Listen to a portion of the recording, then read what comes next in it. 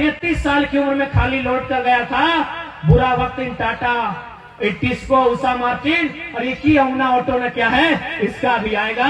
हम उस इंतजार में बैठे हैं, हम उस इंतजार में बैठे हैं। आज जो IAS IPS हमसे आंख दिखा के बात कर रहे हैं, एक दिन उनकी वर्दी की गर्दी भी थमेगी। हम उस इंतजार में बैठे हैं और बिल्कुल हौसला देकर जाइएगा अपने आने वाली पीढ़ी से। यहाँ जीने के लिए कोई नहीं आया है, यहाँ कोई अमृत पान करके नहीं आया है। ये किताबों की बातें हैं, ये फिल्मी दुनिया की बातें हैं। रियल लाइफ में कोई अमृत पान करके नहीं आया है। बस अपने बच्चों को जरूर बताइएगा कि हमारे साथ अन्याय क्या हुआ है, हमारे साथ जुल्म क्या हुआ है, और उनसे जरूर कहिएगा हौसला रखना। इसी धरती में 1600 के आसपास ईस्ट इंडिया कंपनी आई थी। इसी धरती में, यानी भारत की इसी धरती में 16 करके बैठे हैं जैसे इनके बाप का है। इनके बाप ने पहाड़ को काटा है, इनके बाप ने खेत बनाया है। बस समय इनका है, इनकी जेब में पैसा है और जितने अधिकारी पदाधिकारी सब केवल शपथ लेते हैं संविधान का, लेकिन सब पैसे के लिए काम करते हैं। जिस दिन हमारा दौर आएगा जरूर ये बाउंड्री वॉल भी टूटेगा और ये जो अन्याय करने वाले लोग हैं उनका हौसला भी टूटेगा। के आसपास ईस्ट इंडिया कंपनी का आग बढ़ था, भले वो 300 साल 350 साल बाद गई, वापस लौटी की नहीं लौटी। ठीक है, टाटा का भी 100 साल हुआ है।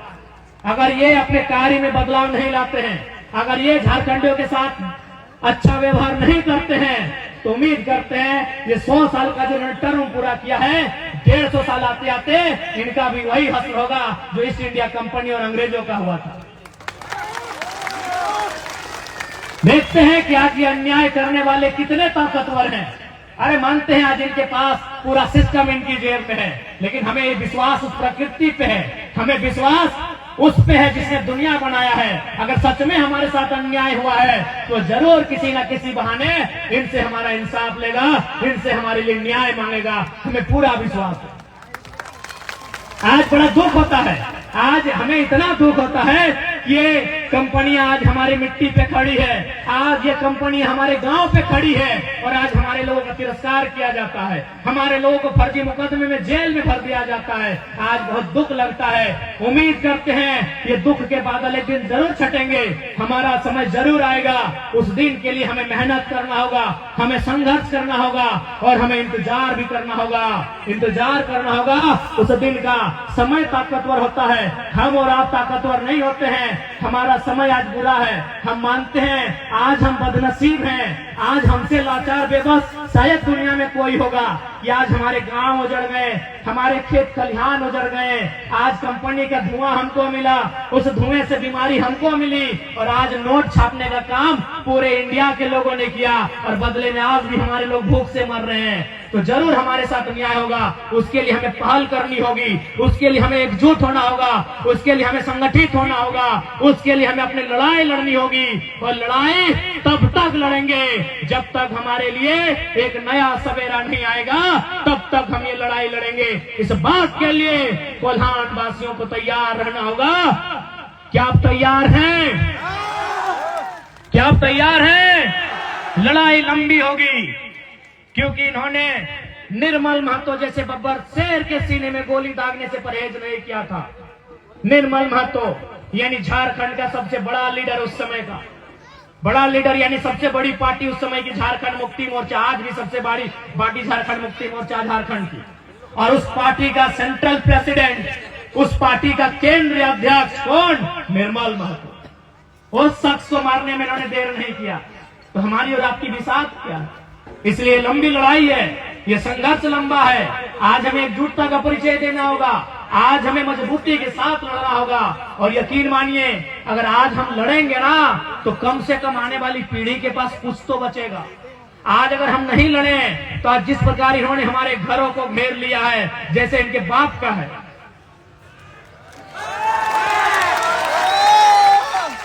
आज जैसे ये बाउंड्री वॉल करके बैठे हैं जैसे इनके बाप का है, इनके बाप ने पहाड़ को काटा है, इनके बाप ने खेत बनाया है। बस समय इनका है, इनकी जेब में पैसा है और जितने अधिकारी पदाधिकारी सब केवल शपथ लेते हैं संविधान का, लेकिन सब पैसे के लिए काम करते हैं। जिस दिन हमारा दौर आएगा जरूर ये बाउंड्री वाल भी टूटेगा और ये जो अन्याय करने वाले लोग हैं उनका हौसला भी टूटेगा, उनका हौसला भी टूटेगा। इसलिए आज हमें हिम्मत नहीं हारनी है। अपनी हिम्मत को हौसला दीजिएगा, अपने अंदर के गुस्से को एक पात्र में, एक सांचे में ढाल कर रखिएगा।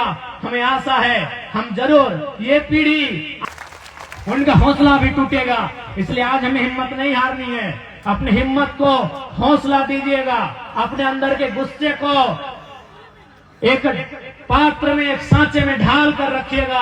हमें आशा है हम जरूर ये पीढ़ी, आज की 21वीं सदी के झारखंड के युवा झारखंड के लिए एक नया सवेरा लेकर आएंगे, हमें पूरा आशा है। और आप सभी से कहना चाहेंगे साथ ही साथ कि हमारी लड़ाई आंदोलन के माध्यम से भी होगी और हमारी एक लड़ाई सदन में जाने के लिए भी होगी। हालांकि हम लोग लोकसभा का चुनाव हार गए, कोई बात नहीं, लेकिन हमने एक बात कहा था कि याद रखना गालिब, अगर आप जीत भी गए और हम हार भी गए तो हमारे हार के चर्चे आपके जीत से ज्यादा होंगे। और वो हुआ। जो जीते हैं वो मुंह लटका के बैठे हैं कि मंत्री पद कहे नहीं मिला। जो लोग जीत के गए हैं दिल्ली, वो मुंह लटका के बैठे हैं कि मंत्री पद कहे नहीं मिला। और हम हार के जेएनयू में बैठ रहे हैं, हम हार के इंडियन स्कूल ऑफ डेमोक्रेसी में बैठ रहे हैं, हम हार के दिल्ली की एग्रीकल्चर यूनिवर्सिटी में बैठ रहे हैं।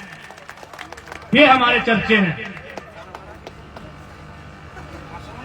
ये हमने पहले ही कहा था। इसलिए कोई बात नहीं, लोकसभा का चुनाव हारे हैं, हौसला नहीं हारे हैं। हम लोग लड़ने के लिए आए हैं, हम लोग झारखंड की जनमानस की हिम्मत बनने आए हैं। हम लोग कभी समझौता नहीं करेंगे। अगर समझौता करना रहता तो आज आपके विद्युत दादा के साथ साथ और जुबा मांझी दीदी के साथ साथ हम भी संसद भवन में शपथ ले रहे होते। लेकिन शर्त क्या होता कि उनकी दलाली करनी होती। ले रहते आपके विषय में बात हो रही थी तो उन्होंने कहा कि नहीं मंत्री जी से एक बार मिलिए। क्या अगर मंत्री जी के पास जाएंगे तो झोला लेके जाना होगा। अब पता नहीं झोला में वो क्या लेके जाते हैं, चावल लेके जाते हैं, सब्जी लेके जाते हैं, कोयला लेके जाते हैं। लेकिन वो अधिकारियों ने कहा कि अगर मंत्री जी से जाना होगा समस्या के बारे में मिलने के लिए तो मंत्री जी मिलेंगे बाद में, पहले झोला देना होगा। पता नहीं झोले में क्या होता है। तो यही हाल हमारा होता, यही हाल हमारा होता। अगर हम सांसद बन भी जाते हैं, एमपी आज अगर बन भी जाते हैं बीजेपी कांग्रेस जेएमएम आजसू में जाके, तो यही हाल हमारा होता। हम टाटा पे बोल नहीं पाते, हम जोमना ऑटो पे बात नहीं कर पाते, हम विस्थापन पे बात नहीं कर पाते, हम पलायन पे बात नहीं कर पाते, हम आईएएस आईपीएस के साथ सवाल नहीं कर पाते। तो भैया हमने यही कहा है कि पारसनाथ टाइगर हैं, आजाद रहना पसंद करेंगे। आपको आपकी गुलामी राजनीति मुबारक हो।